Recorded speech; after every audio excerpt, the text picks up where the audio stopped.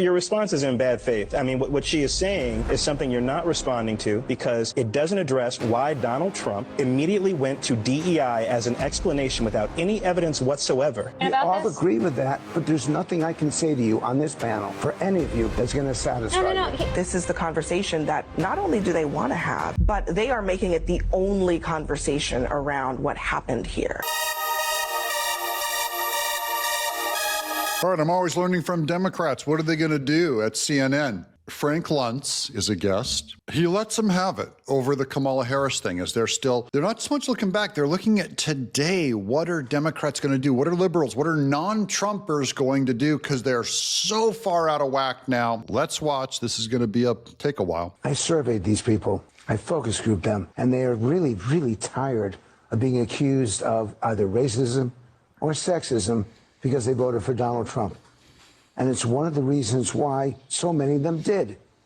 I sat on this stage with you and got chewed out when I suggested there's a better language to reach out to voters, that the Harris campaign is missing what they're looking for. And I say the same thing here. Americans just want to be Americans, not hyphenated Americans, not female Americans, black Americans, Jewish Americans. They just want to be Americans. And here she comes. She's going like, but, what do you mean they just want to be Americans? This is CNN. And this is Frank Luntz, man. He's chewing them out. And this guy's no MAGA pro-Trump guy either. He's an anti-Trump guy, but he's trying to bring a message, almost like a diplomat or a delegate to CNN. And they need to listen. It's not just about Democrats. It's about CNN, about a whole network that wants to survive. He's trying to save them, and liberals will not let you help them keep from destroying themselves. How do you think it makes people feel, black people, women, any person who has immutable characteristics about themselves, to be told every time that something happens, that because they exist in a particular role, it is their fault? How does it make them feel? How does it make people feel when they're told that they're a racist? No. I mean, but answer my question. I am, because these are predetermined considerations. No. You're telling me I'm. Do you want an answer? Well, you're not answering my question. You're telling me. Yes, I'm trying to. You were telling me that. Your response is in bad faith. I mean, what she is saying is something you're not responding to because it doesn't address why Donald Trump immediately went to DEI as an explanation without any evidence whatsoever for what looks to be an inexcusable and certainly a very devastating and tragic plane and helicopter crash a couple of days ago. And instead, you pivot to talk about how terrible it is that some people who voted for Donald Trump are being called racist and sexist. You're refusing to grapple with the central tension. Understanding. Frank, it's an option. Hold on. Frank, it's an option for Trump. Because my understanding is of the voter. Frank, that is what I do. It is an option. What about the immorality and the incompetence of blaming DEI for what happened? You guys can all jump on me. That's fine. No. I'm not jumping on you. Oh, they're all going to jump all over you, Frank Luntz. Oh, he just opened up a can of worms. So they're going like, how dare Trump bring up DEI? And so this is a divide in America now over, are we allowed to even talk about it? And this is CNN's explaining to Luntz, and they are about to dogpile him. You cannot say this on CNN. She has to protect her ground. They have to protect that ground. That's all that's left of the Democrat Party now, is calling people like Luntz, frankly, you're a white guy and you're racist. I'm trying to have a conversation with you, okay? Look, it is an option for Donald Trump to respect his voters and not scapegoat race in a situation like that. He chooses not to every time. Why? He is saying, and I do not defend him, and I've not defended him on this program, because there are things that are more important than Republican and Democrat, and it's why some people lost primaries and some people are not members of Congress anymore. I'm trying to tell you the truth. Look, you don't have to listen. I just won my primary, but you don't have to lecture me. Hold on, Mondare. Let me let him finish. I mean, if you're gonna throw shots, Mondare, just a second. Let me let him finish. This is why this show is such a challenge for me, because I really am, and I've been on this show and criticized him many times. I've been on the show and praised him. In the end, how do we get beyond how we look? How do we get beyond how we sound? Because in the end, we all have a right to a point of view, and I respect yours. regardless. I just don't respect the gaslighting and the bad faith conversation. I also think you cannot. And he's literally doing the gaslighting. So if all we're going to do is accuse the other side of gaslighting, can we just pre-bake that into every conversation, okay? I'm going to call a Democrat gaslighting. Democrat's going to call me gaslighting. Okay, just put it aside then. Okay, and you're a racist because he's going to call me a racist. So I'm going to go like, you're a racist too. So now we can just move on with the conversation. Okay, next point, please. Talk about getting beyond all of those things, race, hyphens, whatever it is. That'd be great. When at the highest offices of the land, you have someone saying, because there is diversity, there is a lack of merit, there is a lack of quality, there is a lack of experience. Now that's false. That's not what he said because of diversity. It's because of forced diversity. You know what I mean? Trump's cabinet itself is diverse. He's got Kash Patel, he's got Tulsi Gabbard. That is technically diverse. Byron Donalds is diverse. Does Trump have a problem with diversity? No, of course not. They have a problem with forced diversity, with taking a moron like Karine Jean-Pierre and putting her in a position who's a moron and terrible at her job. And then when you say she's terrible at her job, they look back at you and go, it's because you hate her diversity that you're criticizing. We know why you're really criticizing her. It's because she's it's a female black gay. We heard Barack Obama say it when he criticized voters, black voters even. You're misogynist. So she is telling an untruth here that Trump blames diversity. No one blames diversity. It's forced diversity, which means you're favoring only certain people. Look, where's the diversity in the NBA, the National Basketball Association?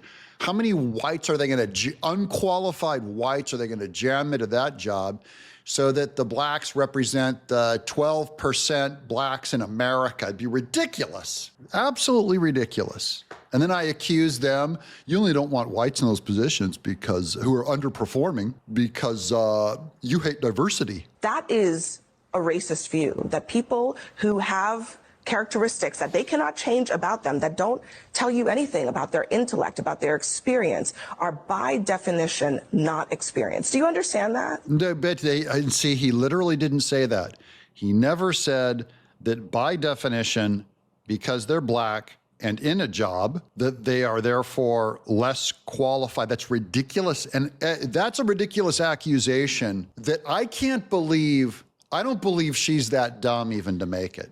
I think she's embarrassed. I don't know why she'd say it. It's too dumb of a comment to even make. I do, because I listen to this. I hear this and I internalize it. And for those who feel like they're being marginalized, we have to do more. I agree with you. It's not even just about being marginalized. It's just about recognizing I just said I agree with you. I know. I'm saying, but look, I'm not trying to use academic. I'm not trying to use academic language to talk about this. I'm just saying that there are people. Look, a couple days ago, there was a Harvard-educated Olympic track star was told that she wasn't qualified to have gone to Harvard, that she was basically a DEI admit to Harvard. I mean, that's just from a human perspective. Wrong. That is we wrong, all agree right? that's wrong. Can I ask you a question? Well, wait, it's wrong to automatically call her a DEI. I don't know. What if her SAT scores are off the charts and she made it into Harvard? You know, you could just as easily be wrong. And no one is saying that just because, but Harvard flat out says they lower their standards to bring in more minorities. And then they raise them, by the way, to remove because Indians overqualify and Asians overqualify.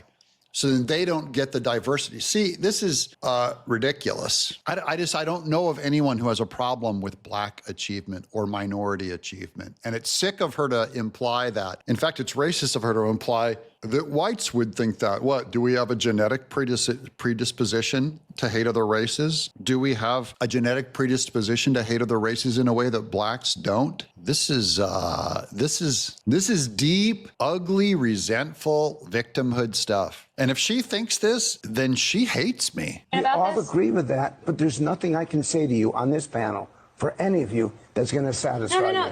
May I ask you a question about this? That's the problem. So you're saying Americans felt alienated by the way Democrats talked about some of these things? Yes. Okay. But do you think that this is the antidote? I think that's the question here. I mean, you can be critical of terms that Democrats have used, but it's not clear to me how this approach is better. In fact, it seems exponentially worse. Okay, forget that worse comment. I actually like what she said. She's at least addressing his question, where she's acknowledging it, going like, people feel bad. She goes, is this the proper response to people feeling judged? To be scapegoating, whether it's hyphenated Americans or otherwise, any group of Americans for this tragedy, to be purging government data from websites under the guise of DEI and rooting out wokeness. I guess that's where I think there's a bit of a disconnect here. It's like, I agree with you. Okay. I agree with you. And you're probably surprised. That's the goal in all of this. How do we get to the point when we are judged by our merit, when you're judged by our performance? Oh, he said merit. That's a bad word to him. To remove all of the skin color-based judgments is all that people, I think deep down inside, that's all people really respect. Because I'm not going to ever tell someone, look at my externals to judge me. I've had two experiences. Number one is my house almost burned down in Brentwood. I wasn't even there to see it. And I want the best people possible to be on the front lines fighting that fire. I landed 55 minutes before this plane landed. I could have been on it. So I feel it. I hear this and I get it. And you're correct and you're correct. The question is, do we beat up on it and yell about it and complain? Or do we try to get a solution? Do we try to get beyond it? And the problem is, there's nothing I can say that's going to convince you. But in order for us to get beyond it, Donald Trump and the woke right, they have to stop talking about it. The reason that we're talking about it is because it was a deliberate decision that the Trump administration made. I would much rather be talking about the economy and some of the other things that I know that the Donald Trump administration is going to do, but we're not in the now second week of the Trump administration. We are ending it talking about DEI because this was a decision that they made. And to be Wait. But who made the decision? Who put the DEI in and the woke thing in? That's brand new. To wokeify, to put the rainbow flag up all over the military, to advance people in the military, Biden gave orders flat out to put up unqualified people. He goes, you will fill these jobs, these ranks with minorities. That was a mandate. So he started it. Now Trump goes, it's my turn in office. It's only been 2 weeks. He goes, remove all race-based hiring, just merit, colorblind. Now, I don't get why these people have a problem with it, why they're blaming him for bringing it up, in quotes. He didn't bring it up. He's fixing a problem that Biden brought up. clear, our discussion of it is not out of nowhere. It's not something we created out of whole cloth. It doesn't mean that we're harping on something that the American people would rather we not talk about. It is responding directly to something that happened. And the only person who, to your point, injected race into this is Donald Trump. We could be having a very normal investigation into a national tragedy, comforting these families. But this is the conversation that not only do they want to have, but they are making it the only conversation around what happened here. And that is not just wrong from a moral perspective, but it's also a missed opportunity to keep Americans safe. Well, both the president and Secretary Hegseth, I believe, said in that press conference in the briefing room that elevation was probably the issue here. It seems to be the case with the helicopter. And to your point, I mean, they were likely right in the moment, immediately after. And here it has been completely hijacked by something else. I think, though, it's just a nice use of the passive tense. Can I just say one thing about that, just because we just had a whole conversation about this crash. The elevation is a fact, right? They were at the wrong elevation. The question is, and what the investigation will find out, is what actually caused that to happen. And yes, he did say, oh, the elevation is the problem, but then he said it's because of DEI and because of a lack of standards as a result of diversity initiatives. Sure. Now, that's a fair comment to make for Trump. I don't think you can know. I think I don't think Trump can know that DEI is in fact the cause. I know that DEI, because they hired based on DEI and ran, say, air traffic control because of DEI, filling jobs with people that may not have been qualified for them, that puts it on the table as something that could be a cause. I don't know why Trump would conclude it's a cause. It could be a cause. So she can't say it's immoral to bring that up. It very well could be a cause. So that's what I don't understand about the whole thing. So Trump is diagnosing the problem by saying that the blame is actually on this thing that we don't know had anything at all to do with it. Right, which is the part where I said then he hijacked the point that he was trying to make about the elevation. But, Frank, you're the master of... By the way, they could be flying at the wrong elevation because of DEI. They might be unqualified people who don't know what elevation, or someone in air traffic control who could have put them on the wrong loop cycle so that they overlapped each other's trajectory and crashed. It's entirely possible that incompetence due to DEI caused this thing. It also could just be incompetence that had nothing to do with DEI caused this thing. Language, so you probably have a better way of articulating this than I do. The conversation that I do think needs to be taking place in this country, and unfortunately Donald Trump uses DEI as the euphemism for it, is we have lowered standards across the board. We have lowered standards across the board in the name of entertainment, in the name of whatever, and it's happening. It's happening in education, it's happening in sports, it's happening in the workplace. And that is a conversation that I think is legitimate and needs to be had. I'm going to agree with that guy 100%. And it's a great place to end this on, is that, DEI is only one way that we have lowered standards and said, well, you got to put up these preferred external features instead of merit. But he's right. We've lowered standards in all kinds of other ways that have nothing to do with race, nothing to do with politics. It might just be we're too sloppy.